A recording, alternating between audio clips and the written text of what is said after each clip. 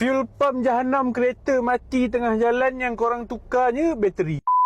Ini nama dia fuel pump. Fungsi dia untuk mengepam minyak ke dalam sistem pembakaran enjin kereta kita. Bila dia rosak, tak ada yang pump minyak ke dalam enjin, jadi matilah enjin ataupun tak boleh start. Kalau korang perasan, masa korang turn on kereta sebelum start tu, dia akan ada dengar bunyi berdengung sekejap. Itulah bunyi fuel pump yang tengah pump minyak ke dalam enjin untuk hidupkan enjin kereta. Cara paling senang nak tengok tanda fuel pump rosak ni adalah kalau enjin tak boleh start atau kereta mati tiba-tiba. Lepas tu kereta korang jadi tak boleh nak pecut tau. Dia jadi semput-semput masa korang nak memecut tu. Lepas tu boleh dengar bunyi pelik dari tangki minyak. Lepas tu kereta korang susah nak naik bukit ataupun flyover. Jadi semput lah juga. Last sekali lampu cek enjin pun boleh menyala. Kalau nak pastikan betul ke fuel pump rosak, korang boleh try on kereta. Tak payah start, korang cuma letak dekat on je, and then try dengar ada tak bunyi berdengung dari tangki minyak. Kalau ada bunyi, maknanya fuel pump tu okey lah. Kalau tak ada bunyi, maknanya memang dia dah problem. Tapi kalau susah sangat, pening sangat, korang datang je lah bengkel. Tak payah pening-pening, biar kita orang yang checkkan apa masalah dia.